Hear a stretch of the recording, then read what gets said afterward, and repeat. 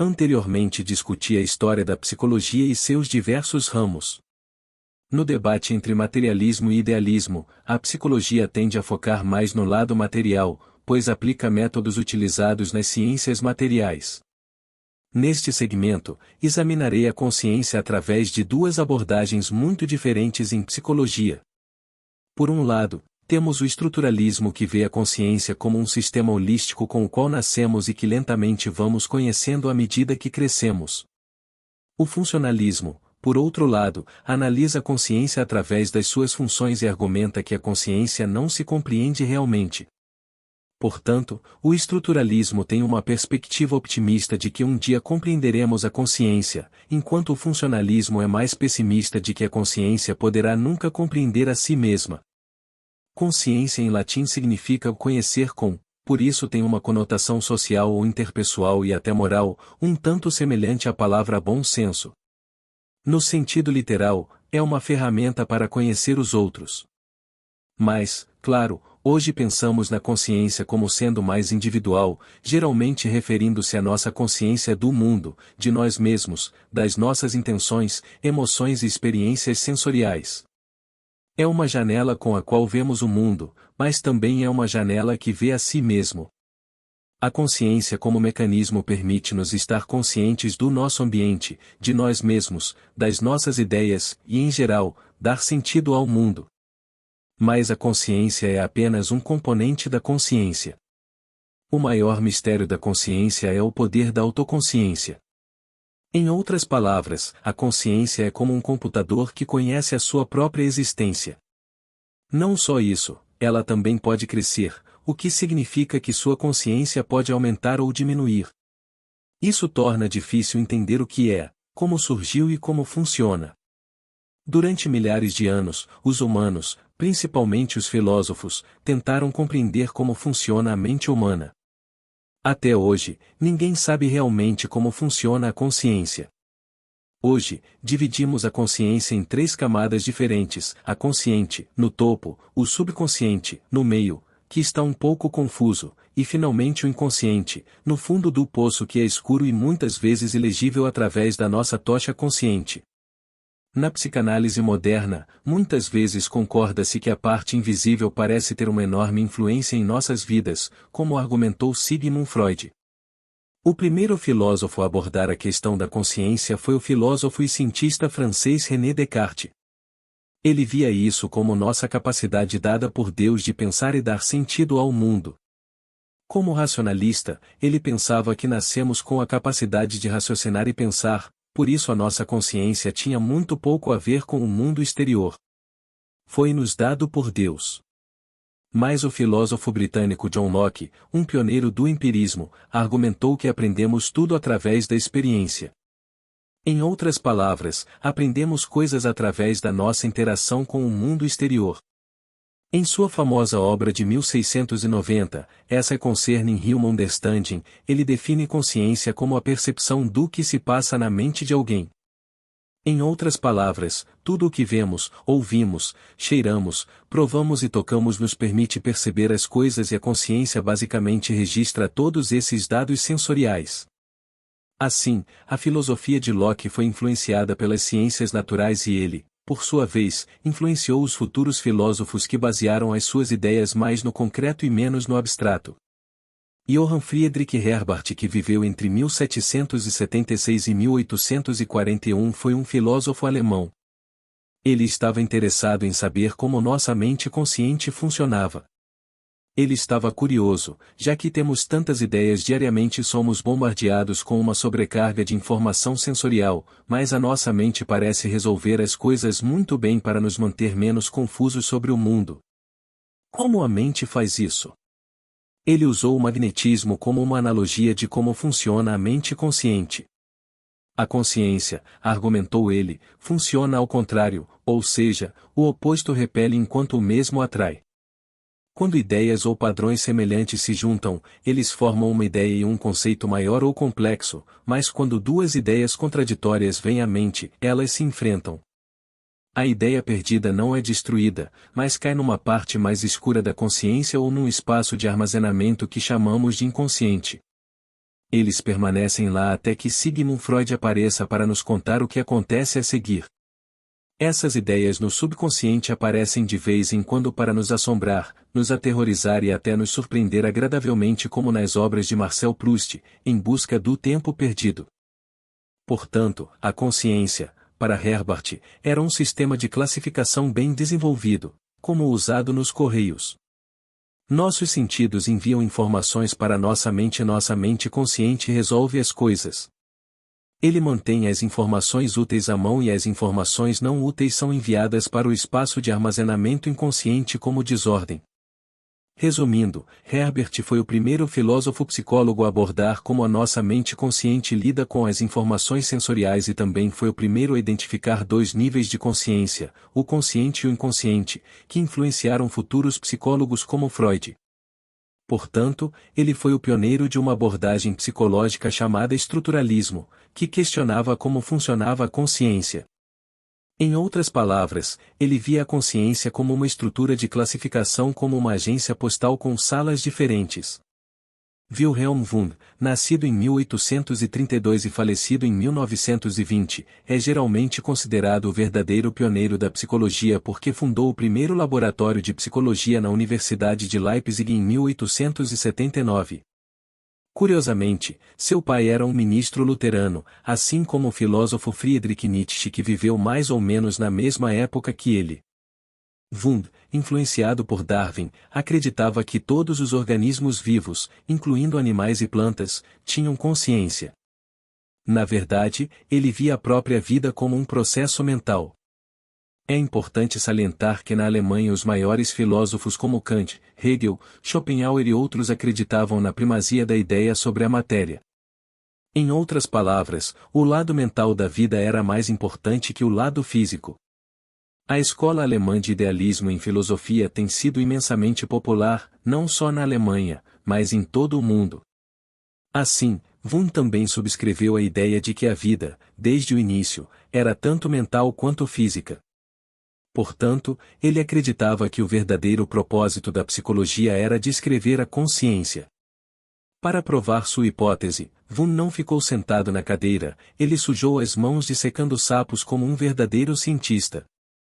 Assim como Aristóteles transformou a filosofia em uma ciência empírica, Wundt transformou a filosofia em uma psicologia experimental.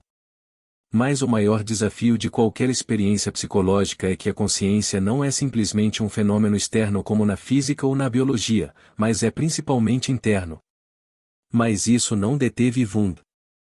Wundt via a consciência como uma estrutura ou máquina que pode ser dividida em partes menores que podem ser estudadas. A ciência alemã tende a ser mais analítica, dividindo as coisas em partes ou elementos menores que podem ser analisados separadamente. Ele encontrou sujeitos, pessoas reais, e mostrou-lhes um raio de luz. Ele mediu a cor, intensidade e duração da luz.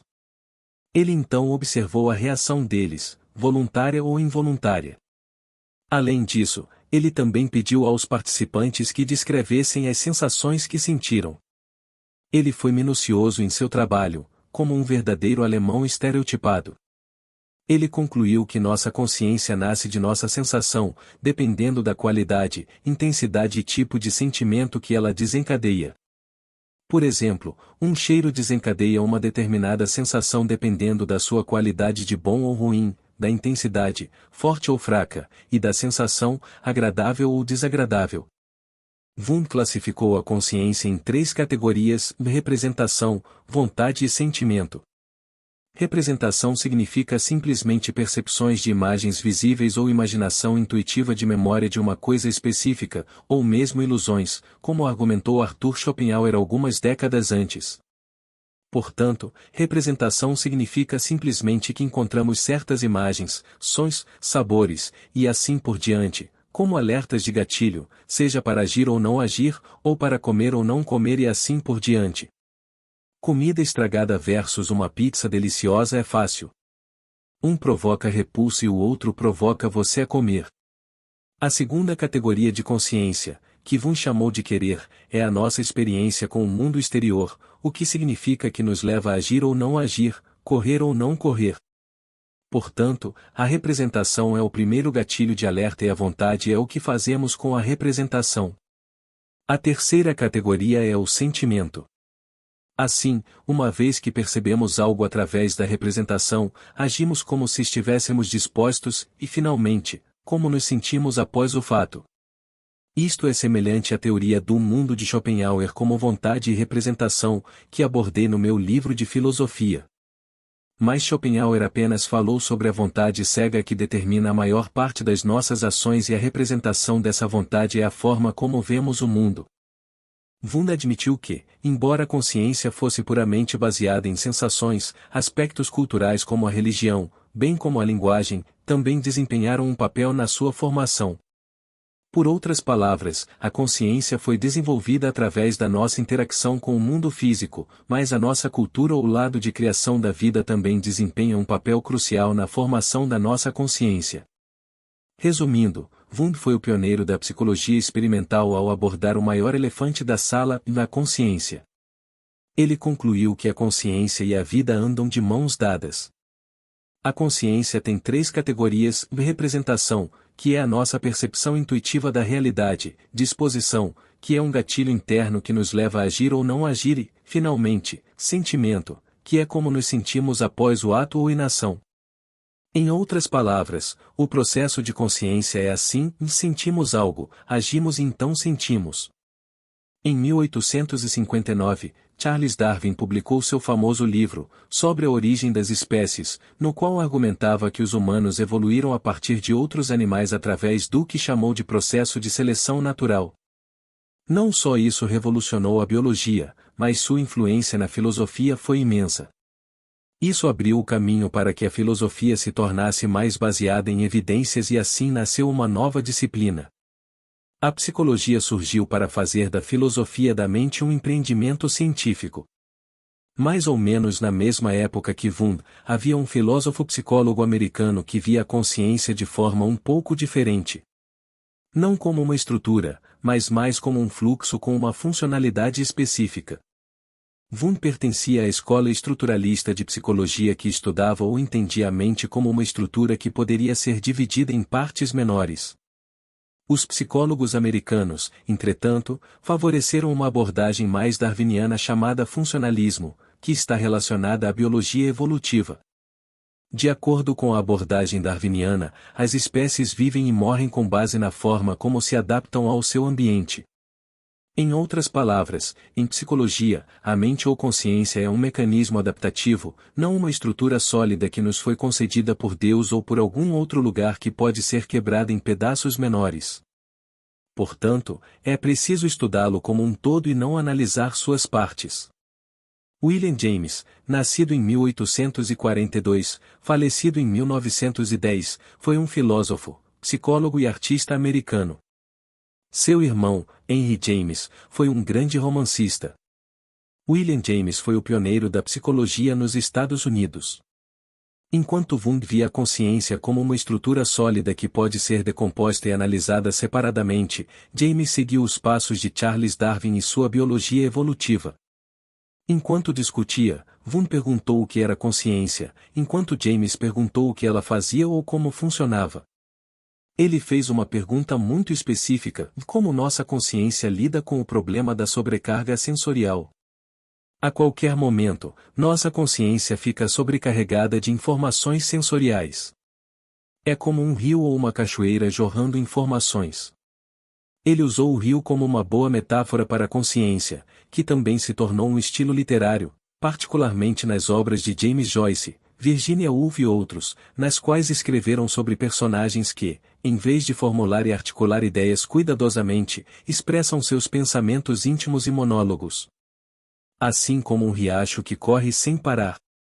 Isso é chamado de fluxo de consciência. Então William James queria entender como funcionava a nossa consciência. James viu isso como um processo exatamente como a evolução, não um resultado ou uma base sólida. Para ele a consciência era mais fluida do que sólida.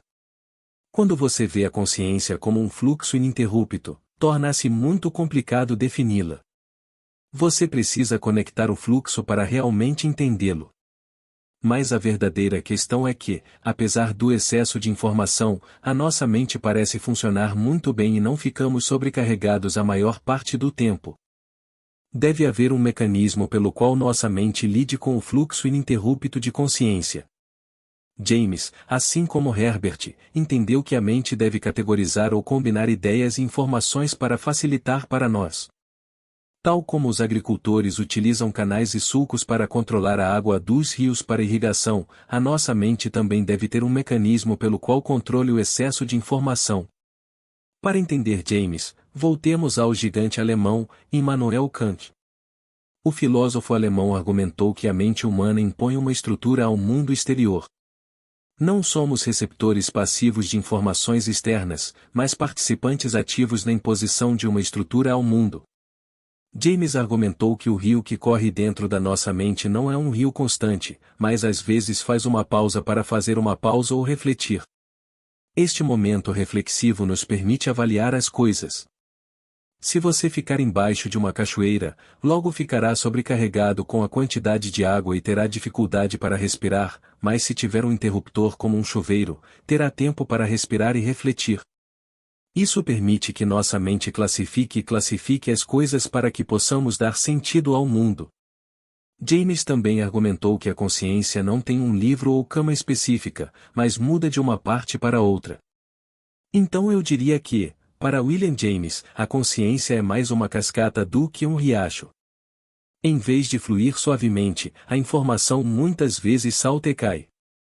Assim, cada pessoa é uma cascata diferente através da qual nossas ideias conscientes fluem e se movimentam. William James também desenvolveu uma teoria da emoção com um colega psicólogo chamado Lange.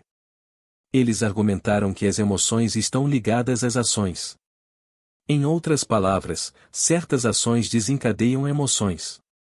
Por exemplo, quando você vê um animal selvagem, antes de sentir medo, você começa a fugir. A sensação de medo só surge depois que você percebe que está correndo. Em outras palavras, o seu sentimento de medo se desenvolve através da percepção do ato de correr, o que também aumenta os batimentos cardíacos, a transpiração e assim por diante. Portanto, o medo resulta da sua consciência de uma ação. Outro exemplo é que você só fica feliz quando sabe que está sorrindo.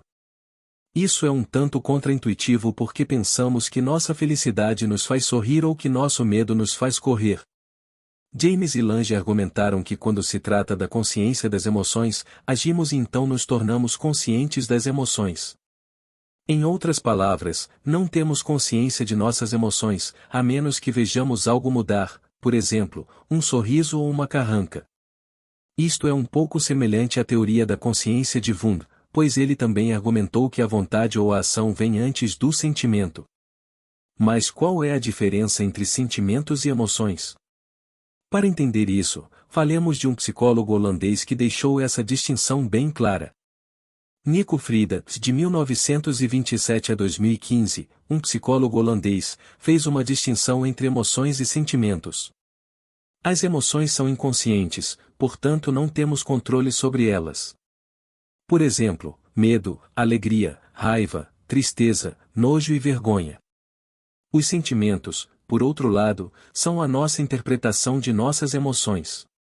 Por exemplo, preocupação, irritação, frustração, tristeza, ressentimento, etc. Em outras palavras, as emoções são a parte invisível do iceberg, enquanto os sentimentos são a ponta visível. Os sentimentos estão ligados aos nossos pensamentos conscientes e geralmente temos controle sobre eles. Podemos escolher nos sentir de determinada maneira, mas as emoções são espontâneas. Por exemplo, quando vemos um animal perigoso, o medo nos obriga a fugir. Como as emoções são profundas, elas afetam nosso comportamento e fisiologia para que outras pessoas possam ver nossas emoções. Os sentimentos, entretanto, não afetam nosso comportamento e os outros tendem a não perceber isso. Resumindo, William James via a consciência como um mecanismo fluido que corre como um rio ou cascatas. Em cascata algumas informações permanecem para formar nossa memória. Você poderia dizer que ele era kantiano no sentido de que nossa mente é como uma rede de pesca e captura as informações necessárias. Em outras palavras, nossa consciência é muito orientada para resultados e tem um propósito. E ele se lembra do que fez na próxima vez que tiver a opção de repetir ou ignorar. Portanto, a consciência não é um mecanismo cego, é um mecanismo bastante orientado para um objetivo. Como a consciência está intimamente ligada à memória, para realmente compreender a memória humana, voltemos à Alemanha do século XIX.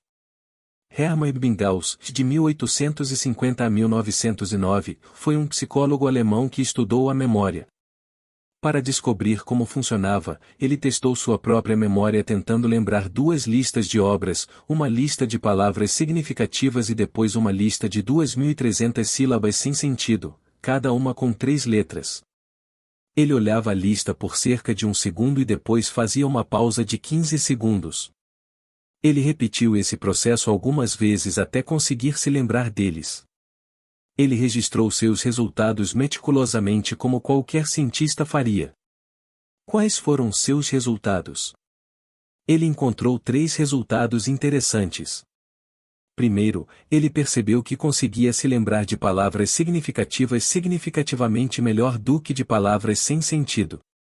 Portanto, o significado está intimamente ligado à memória.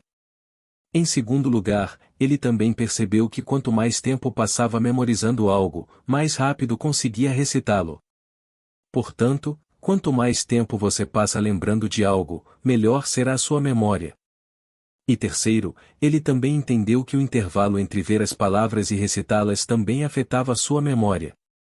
Em outras palavras, quanto mais ele esperasse para recordar, mais difícil seria. Assim, com o passar do tempo, nossa memória perde a maior parte das informações. Assim, ele concluiu que o significado do conteúdo e a duração da exposição e a duração do intervalo entre a exposição e a recordação afetavam sua capacidade de lembrar. Assim, a nossa memória retém melhor as informações que são significativas para nós, quanto mais tempo passamos a memorizá-las, e finalmente, mais rapidamente somos solicitados a lembrá-las. Em outras palavras, a memória é muito orientada para um propósito e sensível ao tempo. Tempo e propósito. Em outras palavras, nossa memória é orientada por objetivos e eficiente em termos de tempo. Isso não é surpresa, pois todos sabemos que a revisão antes de um exame realmente funcionar. E uma semana depois dos exames, tendemos a esquecer a maior parte. Mas o que acontece com as informações que não retemos?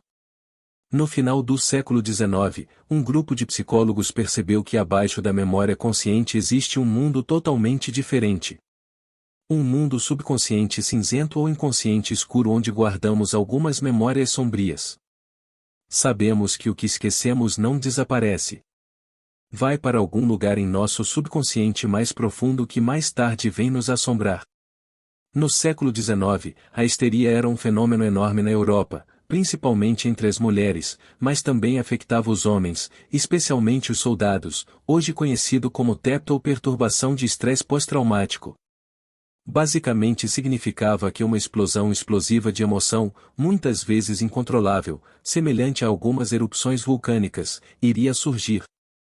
As famílias estavam lutando para lidar com as explosões emocionais de seus entes queridos.